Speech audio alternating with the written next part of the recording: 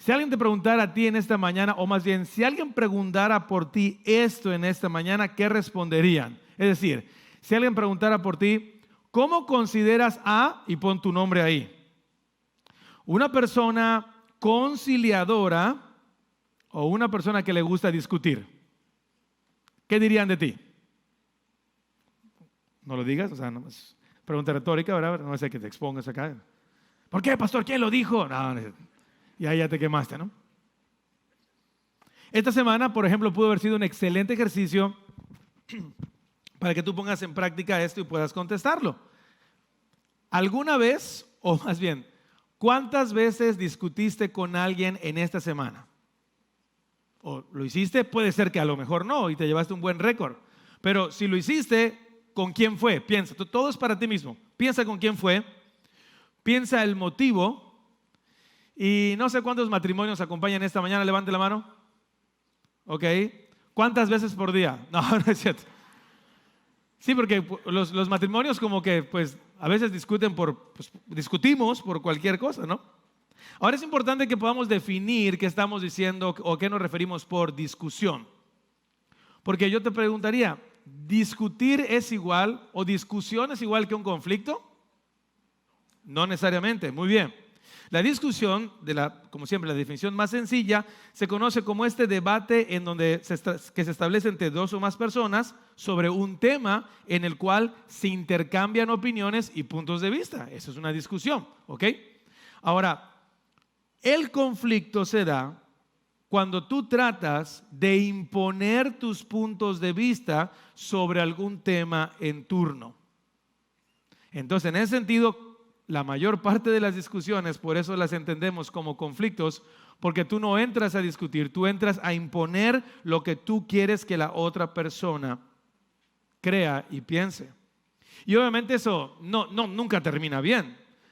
Es contexto de matrimonios como que a lo mejor tú sabes lo que estoy hablando, pero esto pasa a todos los niveles, trabajo, amigos, a todos los niveles. Cuando tú intentas imponer una manera de pensar o imponer una manera de ver las cosas, eso va a generar ¿qué?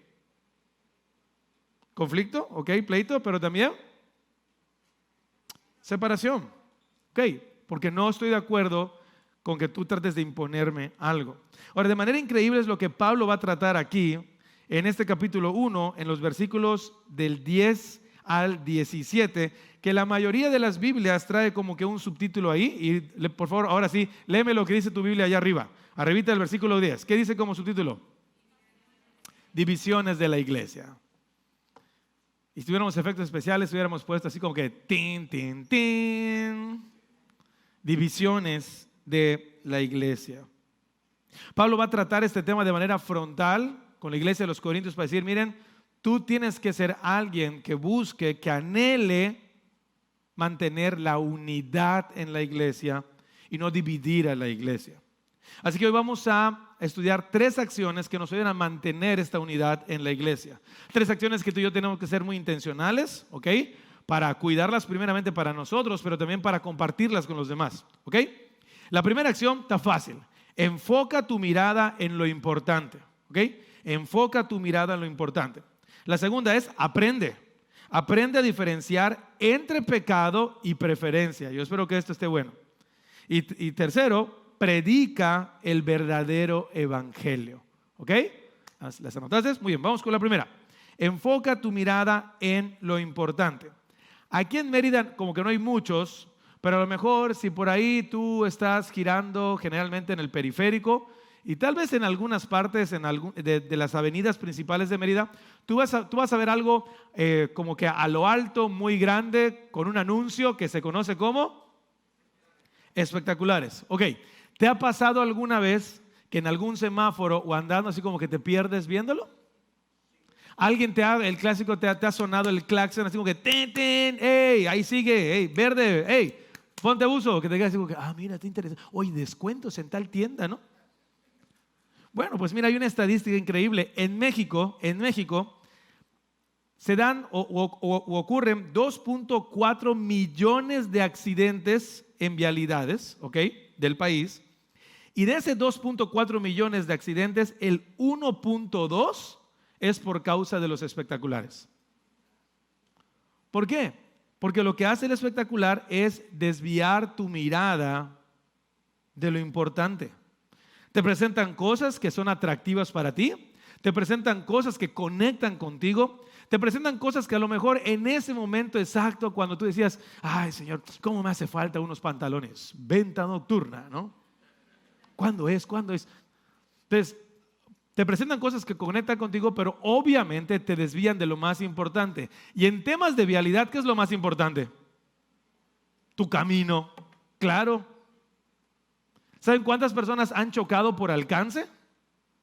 O sea, que estás ahí como que manteniendo tu buena distancia ahí en uno otro vehículo, pero por estar viendo el espectacular, de repente como que de reojo ves que avanza, tú le das y ¡pac! Porque te desvían de lo importante. Te desvían de, tú tienes que tener tu mirada en el camino para saber a dónde vas y a dónde tienes que llegar. Y en ese fragmento de Pablo a los Corintios le está diciendo, mira, hablando de divisiones en la iglesia, hablando de mantener la unidad en la iglesia, tú tienes que poner y mantener tu vista enfocada en lo importante. Y vamos al versículo 10 en la primera parte. Y es lo que Pablo dice. Les suplico, hermanos, en el nombre de nuestro Señor Jesucristo, que todos vivan en armonía y que no haya divisiones entre ustedes, sino se mantengan unidos en un mismo pensar y en un mismo propósito. ¿Ok? Mira hacia dónde va a ir Pablo. Les suplico, hermanos, ¿en el nombre de quién? De nuestro Señor Jesucristo. ¿Has llenado alguna fórmula últimamente? Así como, por ejemplo, cuando tal vez en la escuela tú llenabas ahí tu formulario de ingreso y decías, ok, en caso de emergencia llamar a, ok, muy bien. Ponías a lo mejor allá papá, mamá, tía, dependiendo quién sea el tutor en turno. Actualmente ya a lo mejor de adulto, ¿a quién pones? Bueno, estás casado, obviamente al esposo o a la esposa. Esperamos, ¿no? Si no, mi mamá también. Ok. Y hay algunos, por favor, que no lo hagan. No se les va a ocurrir poner el pastor, menos todavía, menos. Pero en caso de conflicto, en caso de problemas, ¿a quién recurres? ¿Llamar a quién? ¿A quién debes de acudir? Bueno, Pablo está diciendo en estos primeros versículos, ok, tú no debes olvidar que aquel que debes acudir cuando empiece a surgir algún conflicto en tu vida debe ser a Cristo Jesús. Pablo está diciendo, voy a empezar diciendo que ante cualquier tipo de discusión, conflicto, división, rivalidad que pueda estar surgiendo entre ustedes de manera personal o como iglesia, te suplico, te ruego, de hecho es una súplica, o sea, te ruego que tú recurras al único que puede solucionar esto, y es Cristo Jesús. Ahora, la palabra súplica aquí, en el original, la podemos tener o se pueden aplicar de diferentes maneras. Toma diferentes matices dependiendo del contexto del pasaje. En esta ocasión se puede entender como alentar, amonestar, confortar, pero de manera interesante, todas estas palabras conectan con el original de la palabra que es parakaleo, ¿ok? De donde viene precisamente, o de donde se deriva la palabra paracletos, que aquí como son así súper biblistas y teólogos, el paracletos, ¿quién es? Perfecto, hermano, tremendos, muy bien. Si nos llevamos así como que el premio a la iglesia que sabe palabras en griego, ok. El ayudador. Pero Pablo está diciendo aquí, mira, yo te suplico esto, es más, yo te llamo, porque el paracaleo significa llamar a un lado, apartarte para hablar. Así de repente cuando estás, no sé, con tu hijo o en alguna cuestión, dices, ven acá, quiero hablar contigo. Pablo está diciendo, te suplico, mira, te llamo aparte para que cuando tú estés más o menos ahí en este rollo de tratar de hacer un conflicto, recuerda quién es Jesús en tu vida. Recuerda quién es Jesús en tu vida. Antes de tratar algún asunto, antes de ponerte a discutir sobre algún asunto, recuerda quién es Jesús en tu vida. Recuerda lo que Él hizo contigo delante de Dios. Recuerda cómo Él te reconcilió con Dios, para que entonces le puedas entrar bien al problema que vas a atender. La mayor parte de nosotros, obviamente, como buenos asquerosos pecadores, viene el conflicto y ¿qué hacemos con Jesús? Sí, exacto, dame chance, no, te llamo si es necesario. Ahorita yo lo voy a resolver, ahorita me van a escuchar, ahorita les voy a mostrar lo que tienen que hacer, ahorita me van a conocer. Y Jesús es como que está esperando así, ¿no? En la cuerda, ¿no? Así como que chócalas para que yo le entre, ¿no? O sea, así lo vemos nosotros, no es que si Él actúe. Escucha esta frase del sermón. Un conflicto empieza cuando nosotros nos ponemos en el centro o pensamos que somos lo más importante que hay que atender y satisfacer. Olvidando que hemos sido llamados a atender lo que Jesús ha dicho que es importante. Y recuerda que estamos hablando del contexto de iglesia en donde tú te tienes que ubicar. La mayor parte de los conflictos dentro de una iglesia es cuando la gente dice, esto no me gusta a mí. No se está haciendo correctamente las cosas porque no se hacen conforme a lo que yo pienso y lo que yo digo y lo que yo quiero. De hecho, el pastor Paul Tripp tiene una excelente ilustración en relación a esto, donde está, bueno, para los que han leído el libro se lo van a conectar inmediatamente, que nos pone un contexto de fiesta, ¿no? En donde hay un salón de clases donde está la fiesta y la fiesta es de una niña que le están llevando los regalos y le llueven regalos y ahí a un lado está un niño así.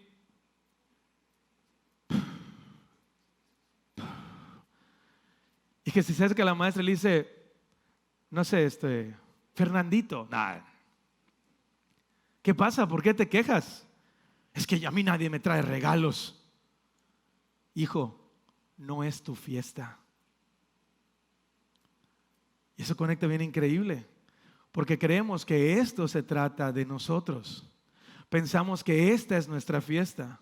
Pensamos que todas las personas tienen que estar atentas a lo que nosotros querramos y deseemos. Pensamos que todas las personas tienen que estar preocupadas por lo que estamos pensando y lo que queremos. Pensamos que todo se tiene que ajustar para que Fernandito se sienta feliz, como la fulanita que le están dando todo lo que ella quiere. En otro libro le llama a esto el propio autor, tu reinito. Cuando tú estás más preocupado porque todas las cosas se encierren a tu parecer, entonces tú estás pecando delante de Dios. Ahora, escucha esto, el mayor problema o la mayoría de los problemas que ocurren a nivel horizontal, es decir, con las diferentes personas, generalmente van a tener una raíz a nivel vertical. Cuando tú tienes un problema con alguien, primero analiza cómo estás tú acá arriba, porque muy probablemente, como Pablo está diciendo, has dejado de ver a aquel que te salvó. Y estás exigiendo cosas que no van conforme a aquel que te salvó. Antes de buscar responsables, pregúntate primero, Señor, ¿qué es lo que tú quieres que yo haga en medio de esto? Y ojo, esto no está diciendo que no exista un conflicto. Esto no está diciendo que no exista algo que hay que atender. Y más en la iglesia. Solamente si pudiéramos como que poner una estadística de cuántos conflictos por fila hay, no acabamos. Pero Pablo está diciendo, te suplico en el nombre de Jesús. Él es el único. Apelo a aquel que tú dices conocer para que le entres a esto como debe ser, porque no es tu fiesta. Y Pedro lo dijo de una manera más increíble ahí en 1 Pedro capítulo 1 versículos 18 y 19 de la siguiente manera. Ustedes saben que no fueron redimidos de su vana manera de vivir, heredada de sus padres con cosas perecederas como oro y plata, sino con sangre preciosa como de un cordero sin tacha y sin mancha, que es la sangre de Cristo.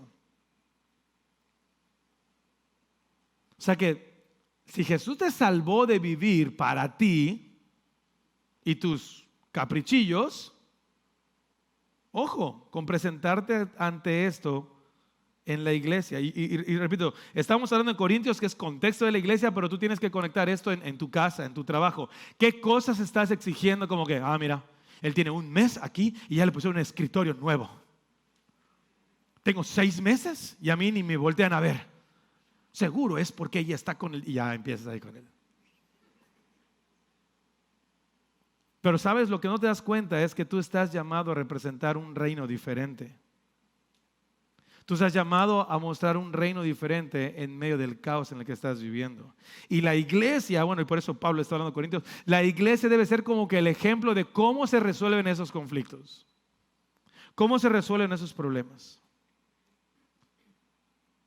Una vez que Pablo entonces ha puesto ya lo importante de apelar al nombre de Jesús para empezar a decir lo que va a enseñar, dice lo que los corintios deben hacer. Estoy en el capítulo 10 todavía.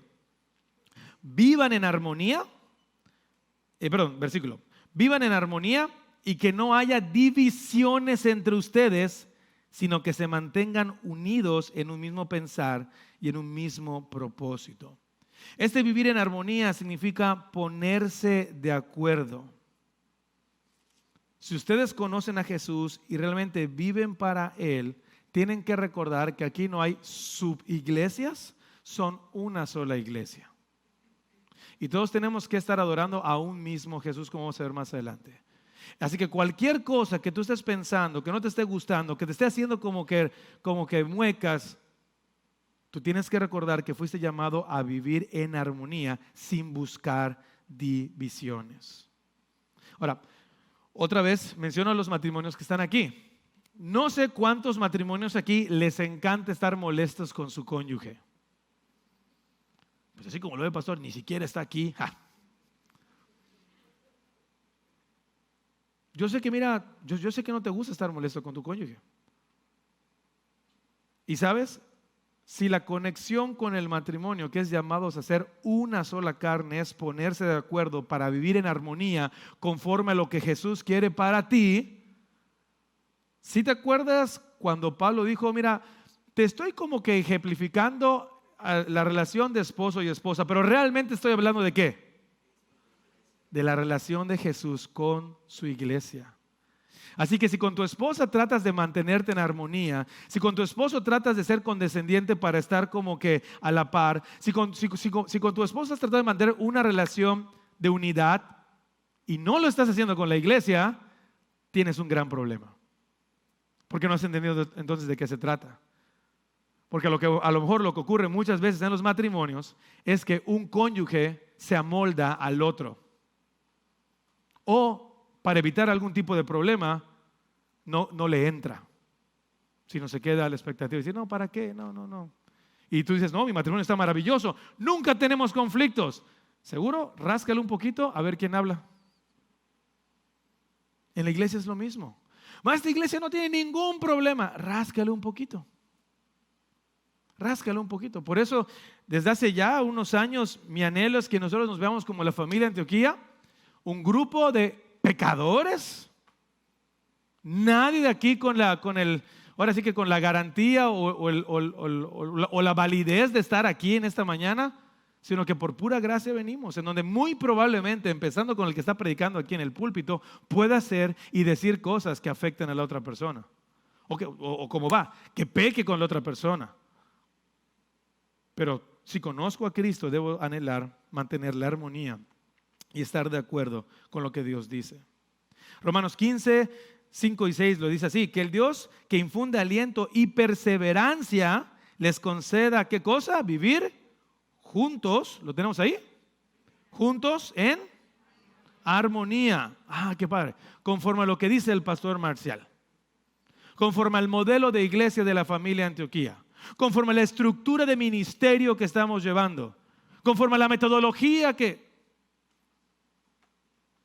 ¿Conforme a qué? Si tú conoces a Jesús, tú estás llamado a vivir en armonía. Y eso escúchalo tú. Y no tú eres tú, no, tú.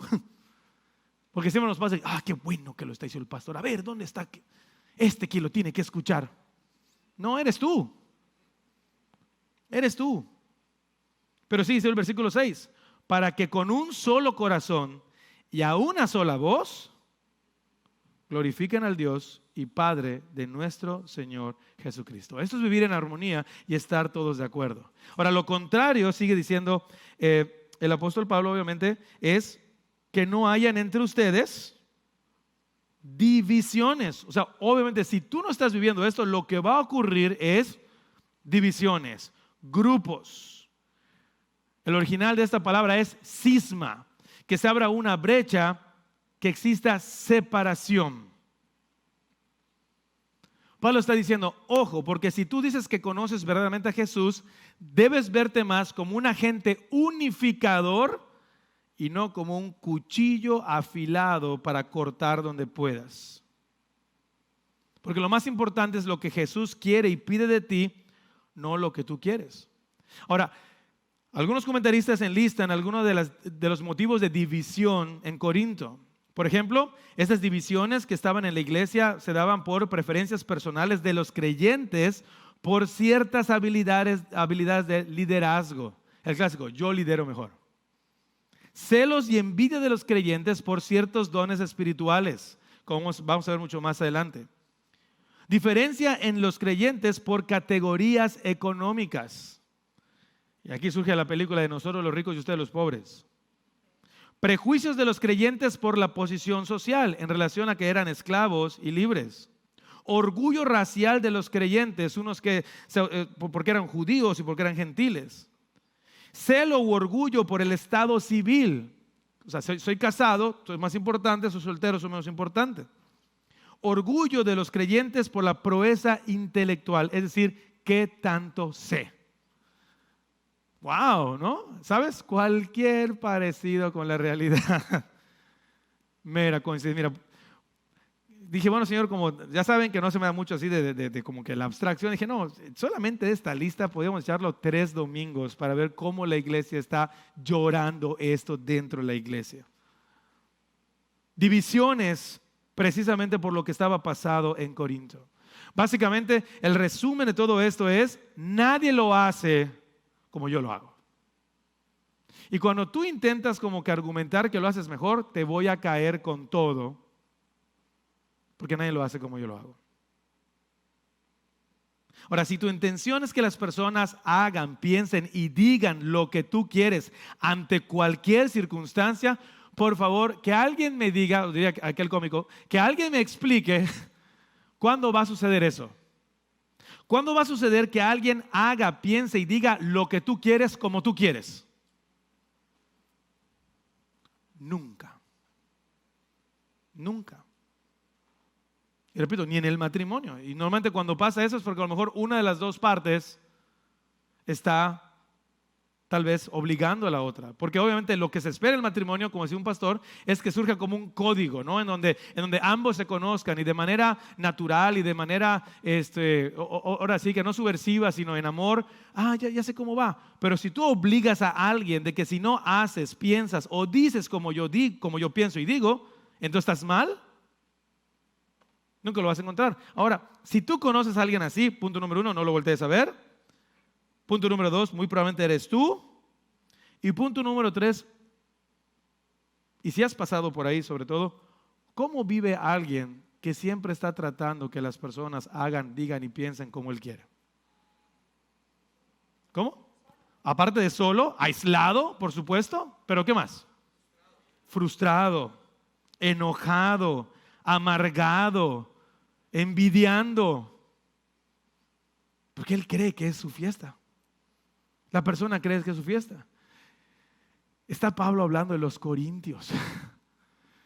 ¿Saben este escáner cómo nos en Antioquía y muy probablemente en muchas otras iglesias? ¿Por qué? Porque nos desviamos de lo más importante. Tengo esta frase del sermón. Si nuestra relación con Jesús no está en armonía, no esperes que tu relación con los demás se vea de manera diferente.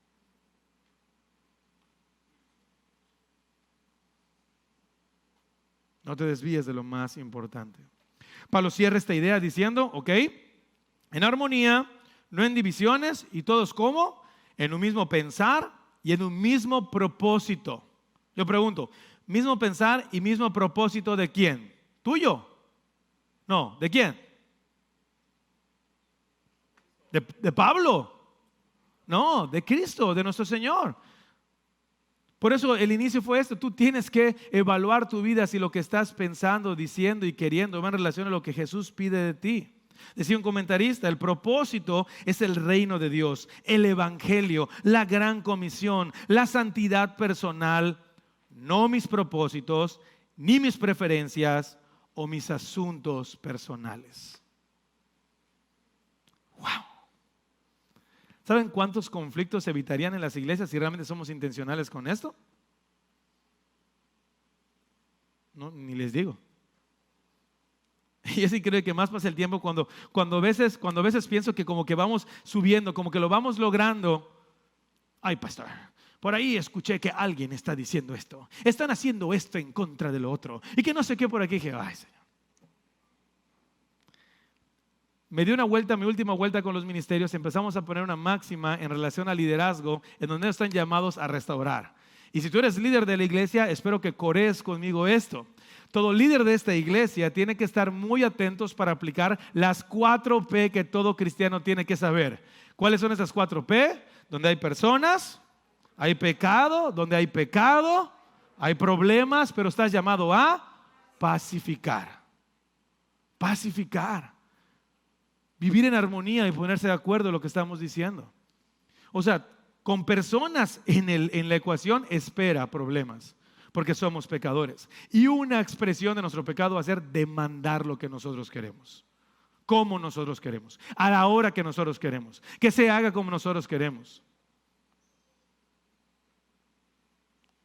No hay tolerancia. No hay diálogo. Ahora vamos al siguiente punto.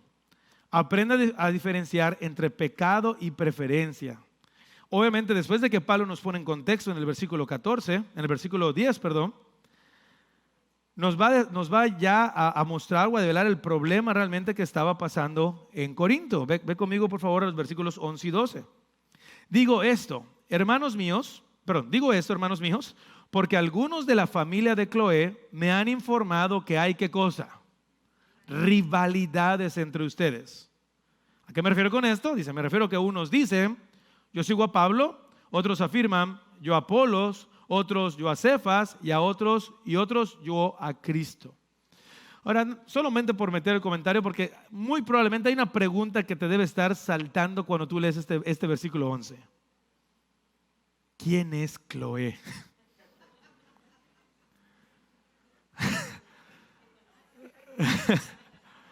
Y si te saltó esa pregunta, está bien, o sea, estás bien con tu lectura seria aquí en leyendo tu Biblia con lupa. Y sabes, te tengo una mala noticia. No hay mucha información acerca de Cloé. Lo único que sabemos que es la hermanita, comunicadora.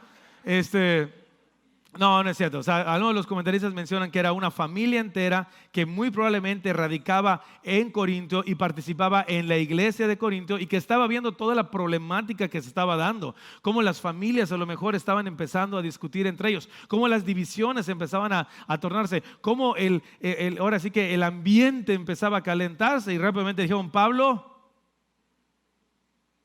ahora sí que Pastor Paul, esto está sucediendo. Creo que estos chavos ya se desviaron. Creo que como que no entendieron la onda. Están generando conflictos, están surgiendo rivalidades entre ellos, están formando grupitos. Cosa que no pasa en las iglesias hoy en día, por supuesto. Cosa que no ocurre en las iglesias. Están formando partidos. De hecho, ¿te acuerdas de la palabra cisma? Bueno, en el griego koiné, es decir, o sea, en el griego popular, utilizaban esta palabra, una derivación de ella, precisamente para referirse a la división de los partidos políticos del entorno. Y esto concuerda mucho con la cultura en la cual la iglesia de los Corintios estaba dando. ¿Por qué? Porque tú sabes que la cultura de los Corintios es como que con mucha influencia de los griegos, y había esta cuestión que cuando un ciudadano griego como que tomaba un filósofo para seguir, pues decía, ok, yo voy con y entonces mando a mis cuates que piensen lo mismo y ahora todos somos seguidores de este filósofo. Cuando tú entiendes esto, entiendes qué estaba pasando en Corinto.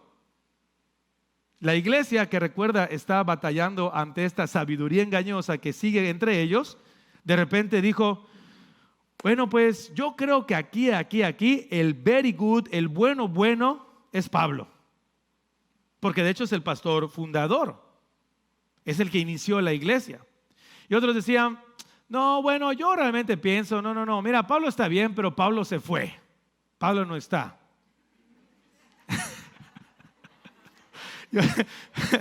Y él ahí iba, Pablo se aparte de mi vida. No me acuerdo cómo iba la letra.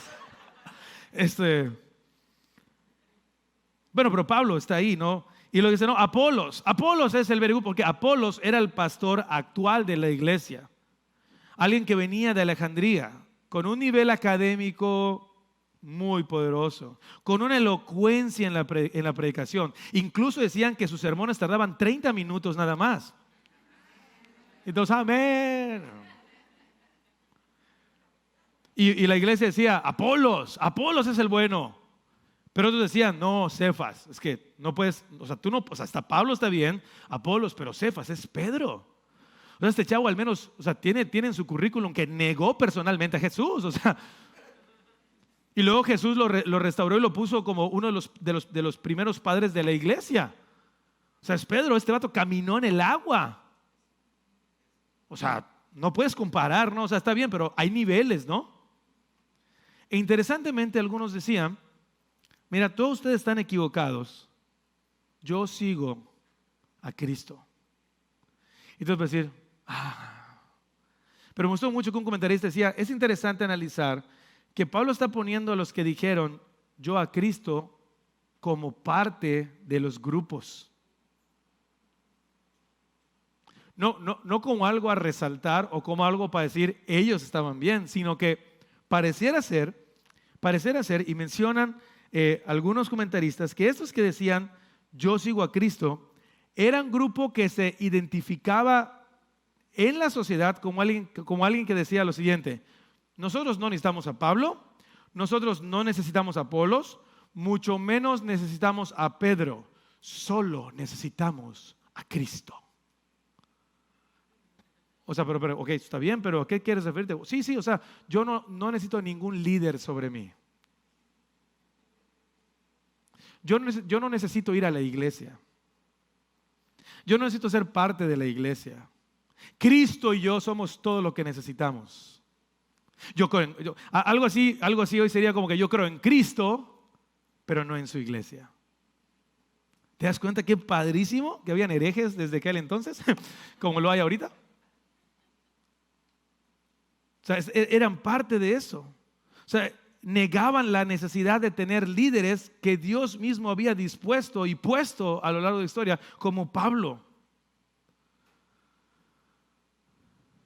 Ahora, yo quiero que nos metamos al texto y podamos analizar, ok, pero todas las características que te acabo de decir, sí o no. Si tuvieras en esta iglesia a estos tres chavos como pastores, bueno, a estos dos hermanos como pastores, a Pablo, a Pedro y a Apolos, ¿sí o no? ¿Sí o no tu corazón? Así como que, ¿quién predica en el primer servicio? No, pues Pablo, sí voy. Y en el segundo, no, pues Pedro, pues Pedro. Pues ya sabes, ¿no? Porque a lo mejor, obviamente, o sea, los tres tienen una característica diferente. Y la iglesia a lo mejor empezó a despertar preferencias por cada uno de ellos. A lo mejor muchos, obviamente, seguían a Pedro porque Pedro era el que se conectaba más con los judíos. A lo mejor su manera de hablar, su manera de conducirse, las formas que guardaba. Pedro sí es un pastor. Pero llegaba Apolos, alguien elocuente, alguien que hablaba con la gente, que se conectaba, que a lo mejor no se vestía como Pedro, alguien que mostraba algo diferente. No, este es, porque no es como que tan cuadrado, tiene mayor libertad. Y Pablo, que era así como que a lo mejor el merch de los dos, no, es que porque Pablo como que nos entiende a todos, o sea, entiende a los gentiles y entiende a los judíos.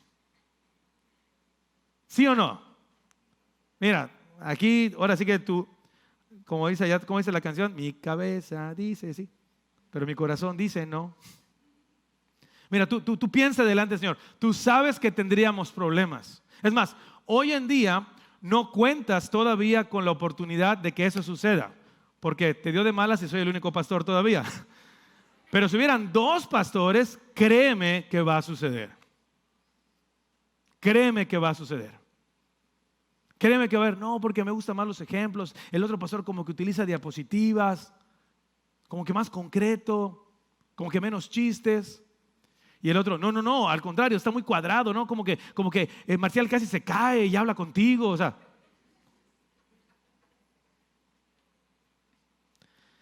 Las preferencias empezaron a surgir en la iglesia de los Corintios y surgen en las diferentes iglesias hoy en día.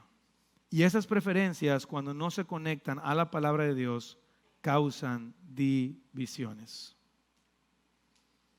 Las preferencias surgen por un gusto personal. Las preferencias se identifican con afinidades y prácticas externas. ¿Por qué estás tú aquí hoy?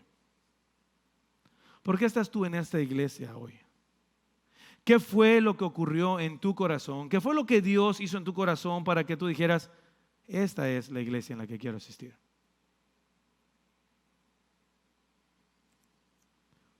Porque lo que anhelamos aquí es que si tú estás aquí, realmente sea porque lo que escuchas desde este púlpito y en todo lo que aquí se hace es un solo mensaje, y este es: Jesús es el Salvador.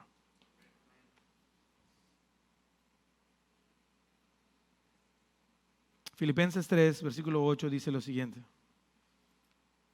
así es, todo lo demás no vale nada cuando se le compara con el infinito valor de conocer a Cristo Jesús mi Señor. Por amor a Él, he desechado todo lo demás y lo considero basura a fin de ganar a Cristo. ¿Te acuerdas el contexto de estas palabras de Pablo? Cuando él pudo haber dado su super mega currículum. Dije, pues no se trata de mí, ni se trata de lo que tú puedas ver en mí. Se trata del mensaje que yo predico, y esto es el mensaje de Jesús. ¿Sabes? Esto nos ayudaría muchísimo a crecer en la iglesia hoy en día. Entender dónde está puesto nuestro corazón y por qué hacemos lo que hacemos. Mira esta frase del sermón: nuestra vida no debe ser dirigida por nuestros gustos y preferencias, sino por Jesús, que dio su vida por nosotros y cambió nuestro corazón para preferir y desear lo que Él quiere y sabe que es mejor para nosotros. Así que tienes que estar muy atento a esto. Todos aquí somos afines a algo. A todos aquí nos gusta más algunas cosas que otras. Todos aquí fuimos rescatados de diferentes contextos. Tenemos diferentes gustos. Pero nada de esto debe convertirse en lo que dirige nuestra vida, sino todo tiene que ser sometido ante la autoridad del único que ha diseñado perfectamente la manera en la que debemos vivir, la manera en que debemos adorarle, la manera en la que debemos servirle, la manera en la que debemos reflejar su amor ante los demás, la manera en la que debemos definirnos a nosotros mismos, la manera en la que debemos reflejar a la humanidad como Dios la diseñó. Y el único que tiene la autoridad para decirnos cómo hacer todo esto es Jesús, nuestro Señor. Así que cuando tú estés escuchando algo en este púlpito que se aparte de Él, que no hable de Él, que no te confronta a Él, que no te lleve a tener una relación con Él, entonces no se trata nada más de una preferencia, sino de un peligro.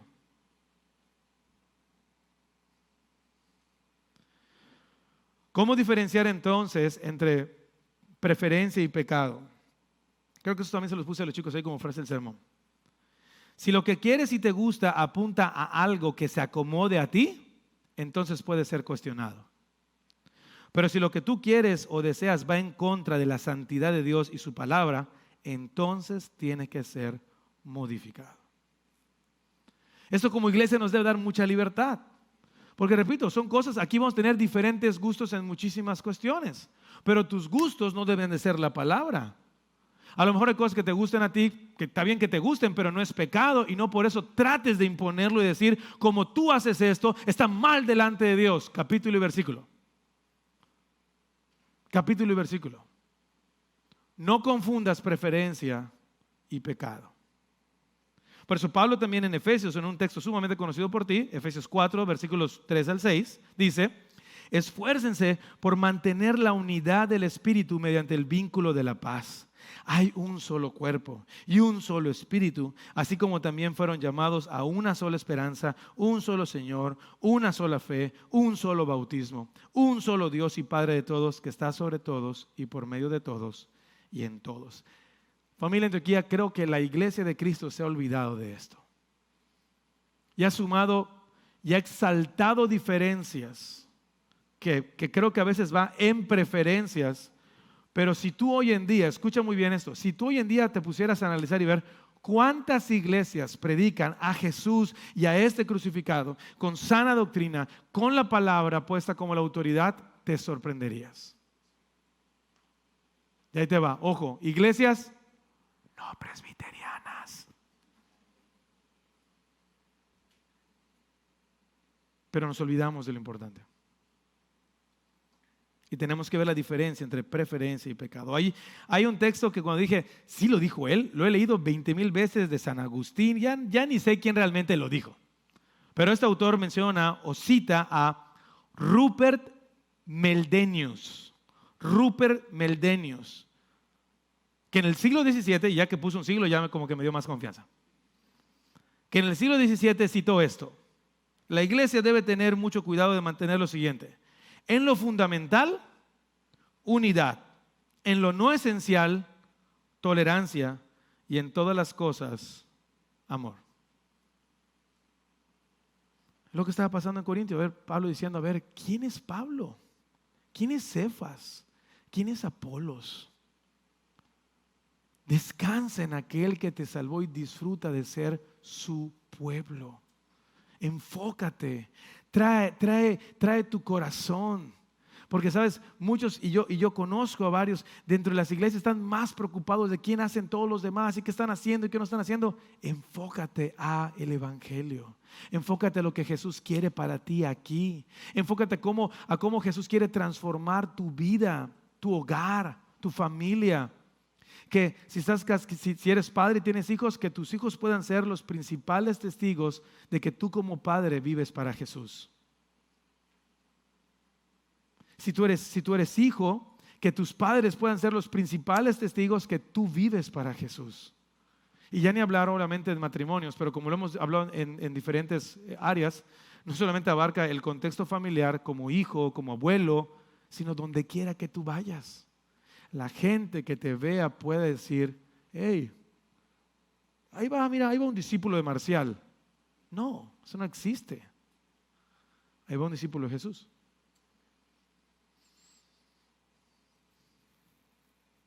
El tercer elemento entonces, hermanos, vamos a recapitular, enfoca tu mirada a lo importante para mantener la unidad. Aprende a diferenciar entre pecado y preferencia para mantener la unidad. Y finalmente, predica el verdadero evangelio para mantener la unidad. ¿Sabes? Hoy más que nunca, si nos vamos al texto, hoy tienes muchísimas más opciones que Pablo, Cefas y Apolos. Hoy, estas cositas te exponen a N cantidad de opciones, N cantidad de predicadores, N cantidad de iglesias, N cantidad de mensajes escritos. Y sabes, algunos de ustedes incluso navegando en las redes y checando, a lo mejor ustedes se han puesto a preguntar, ¿será que lo que estoy haciendo es correcto? ¿Será que la iglesia donde estoy yendo sea la buena? ¿Será que lo que estoy creyendo está bien? Bueno, Pablo lo va a cerrar de una manera así magistral, como solamente Pablo lo puede hacer. Versículo 13. ¿Cómo? ¿Está dividido Cristo? ¿Acaso Pablo fue crucificado por ustedes? ¿O es que fueron bautizados en el nombre de Pablo? Pablo pone 3 preguntas para poner en jaque a los corintios y para poner en jaque a nosotros en esta mañana. Obviamente son 3 preguntas como que fáciles de responder, pero si las analizamos en la práctica, son difíciles de reconocer. Lo que Pablo está diciendo aquí es, tú no puedes poner a ninguna persona, a ningún formato de iglesia, a ningún pastor, por más elocuente que sea, en el lugar de Jesús. Y entonces vienen las preguntas. ¿Está dividido Cristo? Respuesta rápida, hermanos. No, ¿por qué parece entonces que nosotros decimos, no, sí, porque yo creo que estos sí y estos no? No, Jesús es solo uno. Y como decíamos hace un momento y conectando con los tres antes enlistados, a lo mejor hoy hay quienes predican a Cristo de manera más relajada en un sentido de vestimentas y formas. Hay otros que siguen predicando de una manera más seria o formal. Pero mientras siga siendo el mismo Jesús que se predica, amén. Porque Cristo no está dividido. No hay razón para tomar algún tipo de partido en alguna iglesia sobre un formato, sino tenemos que enfocarnos a quién se está predicando. Y reconocer, al menos, que si tú estás hoy en tal iglesia, incluyendo esta, no es solo por otra cosa que una preferencia, no porque sea mejor. ¿Me explico? ¿Acaso Pablo fue crucificado por ustedes? Respuesta. ¿Algún pastor pudo dar su vida por ustedes para que ustedes sean salvos? Anótenlo. No hay ningún pastor que hoy pueda dar su vida por alguien de tal manera que lo salve de vida eterna, para vida eterna. Lo puede salvar de alguna catástrofe o algo así por el estilo, pero no sé, un trasplante ahí de riñón, no sé. Pero para vida eterna nunca. Pablo está diciendo, recuerda Corinto, recuerda iglesia, ni yo, ni Apolos, ni Cefas, nadie dio su vida en la cruz por ti, solo Jesucristo. No te olvides de eso. Hermanos, sus hogares necesitan de Jesús. Sus hogares necesitan recordar quién es el que salva y transforma sus vidas. Sus hogares tienen que estar plagados de la palabra de aquel que transforma sus vidas.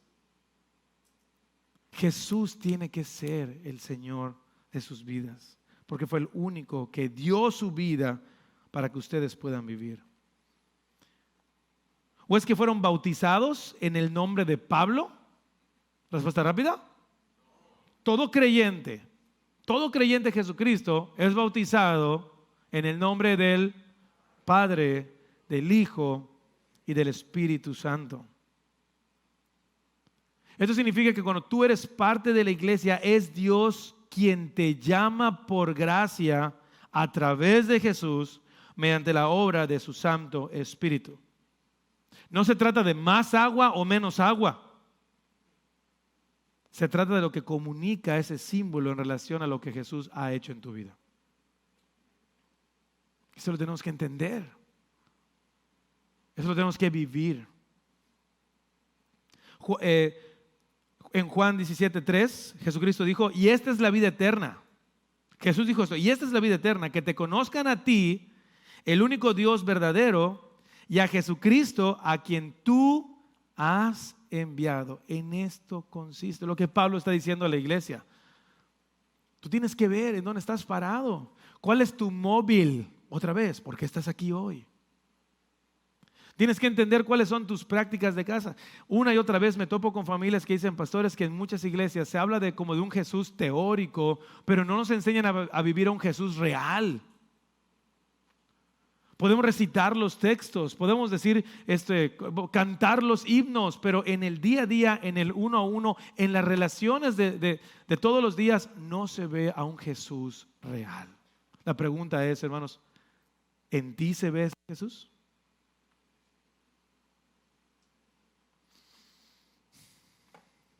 Esta última frase del sermón, te digo, si lo que compartes a otros son las palabras de alguien más que no sean las de Jesús, llámese pastores por ser pastores o podcast o lo que sea, por muy bonitas y elocuentes que parezcan, nunca podrán hacer lo que solo Jesús hace, salvar y cambiar vidas.